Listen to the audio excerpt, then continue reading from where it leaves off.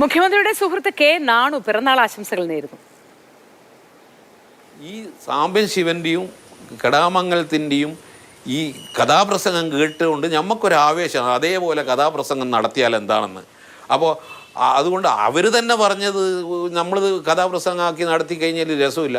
അതുകൊണ്ട് വിജയൻ എന്താന്ന് പറഞ്ഞു കഴിഞ്ഞാൽ ഈ മഹാഭാരതവും പിന്നെ ഈ രാമായണമൊക്കെ വായിച്ചുകൊണ്ട് അതിലുള്ള ധാരാളം കഥാപാത്രങ്ങളെ കുറിച്ചിട്ട് നല്ല വിവരമാണ്.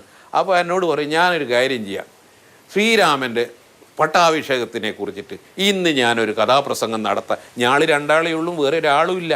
അതായത് കേൾക്കാനോ പിടിക്കാനൊന്നും ആരുമില്ല. നാന്ന് സുന്ദരമായിട്ട് പിന്നെ കഥ ആരുമില്ല, ഞാൻ മാത്രമാണ് കേൾവിക്കാരൻ. ഞാൾ രണ്ടാളും അടുത്തടുത്ത് ഇരുന്നിട്ടാണ് ഇത് പറയുക. അങ്ങനെ പിറ്റേ ദിവസം ഞാനായിരിക്കും പ്രസംഗിക്കേണ്ടത്. ഞാൻ അതേപോലെ വേറെ ഏതെങ്കിലും ഒരു സബ്ജക്റ്റ് എടുത്ത് ഞാൻ ഇങ്ങനെ പ്രസംഗിച്ച് അങ്ങനെ പ്രസംഗിക്കാനുള്ളതായ ഒരു കഴിവ് നമ്മുടെ ഈ ചുമട് താങ്ങിയാണ് ഞങ്ങൾക്ക് തന്നത് എന്ന് ഞങ്ങളിപ്പോൾ അതാണ് വിശ്വസിക്കുന്നത്.